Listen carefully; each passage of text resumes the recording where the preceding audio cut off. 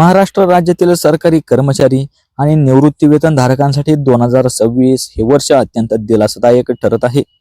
नवीन वर्षाच्या सुरुवातीलाच राज्य सरकारने महागाई भत्त्यात मोठी वाढ जाहीर करून कर्मचारी वर्गाला मोठे गिफ्ट या ठिकाणी दिले आहे।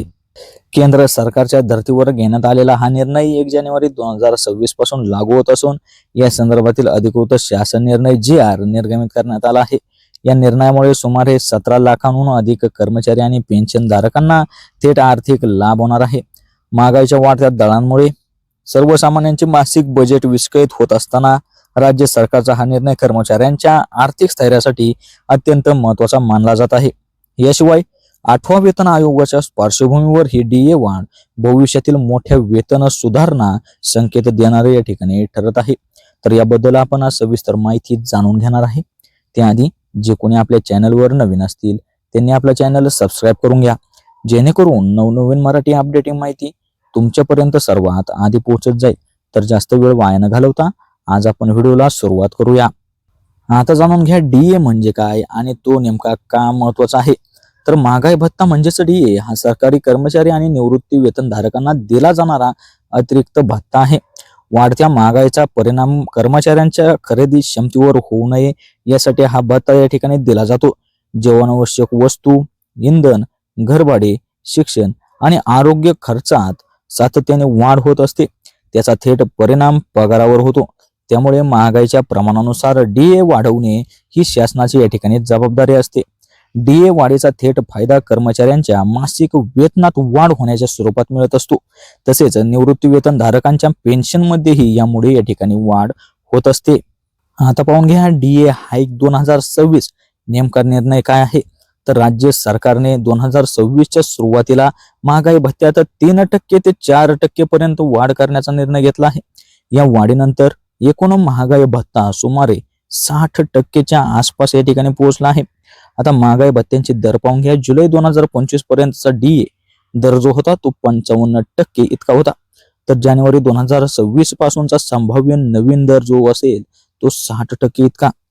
या वाढीचा लाभ जानेवारी 2026 पासून पगारात मिळणार असून जुलै 2025 पासूनची थकबाकी म्हणजेच एरियर्स देखील या ठिकाणी कर्मचाऱ्यांना दिले जाणार आहे। आता जाणून घ्या थकबाकी म्हणजेच एरियर्स नेमकी कशी मिळणार। तर महागाई भत्त्यातील वाढ मागील कालावधीपासून लागू करण्यात येत असल्यामुळे कर्मचाऱ्यांना थकबाकी या ठिकाणी मिळणार आहे। ही थकबाकी पुढील 2 प्रकारे दिली जाऊ शकते।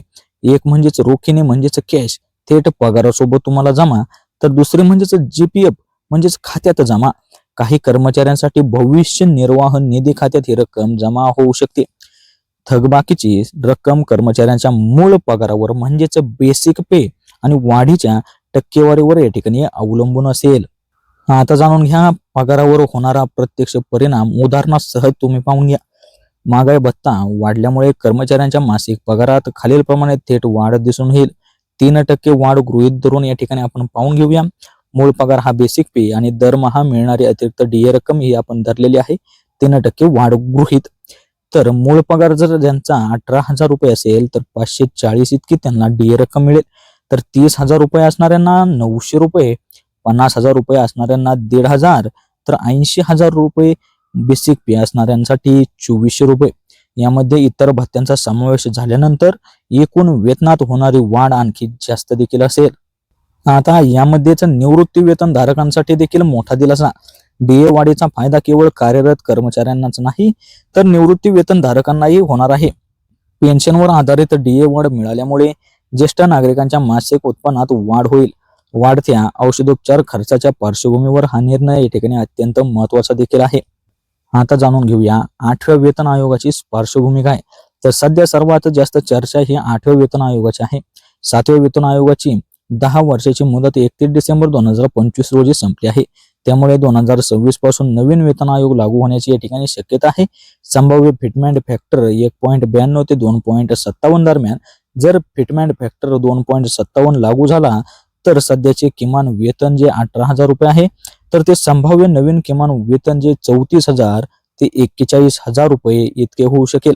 जरी 8व्या वेतन आयोगाची पूर्ण अंमलबजावणी थोड्या कालावधीनंतर होण्याची शक्यता असली तरी DA वाढ ही त्या दिशेने टाकलेले पहिले ठोस पाऊल या ठिकाणी मानले जात आहे। आता पाहून घ्या इतर भत्त्यांमध्ये देखील झालेली वाढ. महागाई भत्ता हा 50% पुढे गेल्यानंतर काही इतर भत्त्यांमध्ये देखील नियमानुसार आपोआप या ठिकाणी वाढ होते. पहिलं म्हणजेच जाणून घ्या घरभाडे भत्ता म्हणजेच तो HRA. शहरांच्या वर्गवारीनुसार HRA दरात देखील सुधारणा झाली आहे. X वर्गातील शहरे यांची जास्त टक्केवारी तर Y वर्गातील शहरांसाठी मध्यम टक्केवारी या ठिकाणी असते आणि Z वर्गातील शहरे जे असतात त्यांच्यासाठी तुलनेने ही टक्केवारी सर्वात कमी असते. यामुळे महानगरांमध्ये काम करणाऱ्या कर्मचाऱ्यांना मोठा फायदा याचा या ठिकाणी होणार आहे. पुढील भत्ता म्हणजेच या ठिकाणी प्रवास भत्ता म्हणजेच TA. Travel allowance. इंधन दरवाढ आणि प्रवास खर्च लक्षात घेता TA मध्ये देखील वाढ करण्यात आली आहे. याचा थेट फायदा रोज प्रवास करणाऱ्या कर्मचारी वर्गांना याचा फायदा मोठ्या प्रमाणात होणार आहे. आता जाणून घ्या ग्रॅच्युटी मर्यादेत देखील मोठी वाढ. DA हा 50% पुढे गेल्यामुळे ग्रॅच्युटी मर्यादेतही सुधारणा करण्यात या ठिकाणी आली आहे. जुनी मर्यादा ही 20 लाख रुपये इतकी तर नवीन मर्यादा जी आहे ती 25 लाख इतकी. हा निर्णय विशेषतः निवृत्त होणाऱ्या कर्मचाऱ्यांसाठी अत्यंत फायदेशीर आहे. निवृत्तीच्या वेळी मिळणारी एकरकमी रक्कम वाढल्यामुळे आर्थिक सुरक्षितता अधिक मजबूत या ठिकाणी होणार आहे. आता जाणून घ्या राज्य सरकारच्या निर्णयाचे व्यापक परिणाम काय. या DA वाढीमुळे केवळ कर्मचारी वर्गालाच फायदा होणार नाही तर त्याचा सकारात्मक परिणाम राज्याच्या अर्थव्यवस्थेवरही होणार आहे. कर्मचाऱ्यांच्या हातात जास्त पैसा आल्यामुळे बाजारपेठेत देखील खरेदी वाढेल. सेवा आणि व्यापार क्षेत्राला देखील चालना मिळेल. राज्याच्या महसुलात अप्रत्यक्ष देखील या ठिकाणी वाढ होईल. म्हणजेच याचे विविध फायदे आणि याचे परिणाम आपल्याला पाहायला मिळणार आहेत. आता जाणून घ्या कर्मचारी संघटनांची प्रतिक्रिया यावर काय. राज्य कर्मचाऱ्यांच्या विविध संघटनांनी या निर्णयाचे स्वागत केले आहे. अनेक संघटनांनी ही वाढ अपुरी असल्याचे देखील त्यांनी भविष्यात सांगितलेले आहे आणि 8व्या वेतन आयोगाची लवकरात लवकर अंमलबजावणी करण्याची त्यांनी त्या ठिकाणी मागणी देखील केलेली आहे. मात्र सध्याच्या परिस्थितीत हा निर्णय दिलासादायक असल्याचेही त्यांनी त्या ठिकाणी मान्य केले आहे. आता आपण आपल्या संपूर्ण व्हिडिओचा निष्कर्ष काय सांगतो ते एकदा सोप्या भाषेत पाहून घेऊया.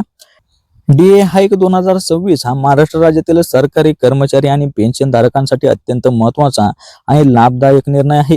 वाढत्या महागाईच्या काळात पगारात आणि पेन्शनमध्ये झालेली वाढ आर्थिक स्थैर्य देणारी आहे. 8व्या वेतन आयोगाच्या पार्श्वभूमीवर हा निर्णय भविष्यातील मोठ्या वेतन सुधारण्याची नांदी या ठिकाणी ठरू शकतो. एकंदरीत पाहता 2026 ची सुरुवात राज्य कर्मचाऱ्यांसाठी मोठ्या गिफ्टसह झाली असून येणाऱ्या काळात आणखी सकारात्मक निर्णयांची अपेक्षा व्यक्त केली जात आहे. तर ही होती आजची आपली अपडेटिंग अशी माहिती कशी वाटली ते तर नक्कीच कळवा. पण त्याआधी जे कोणी आपल्या चॅनलवर नवीन असतील त्यांनी आपला चॅनल सबस्क्राईब करून घ्या जेणेकरून नवनवीन मराठी अपडेटिंग माहिती तुमच्यापर्यंत सर्वात आधी पोहोचत जाईल. तर भेटूया अशाच पुढील व्हिडिओच्या माध्यमातून. तोपर्यंत धन्यवाद.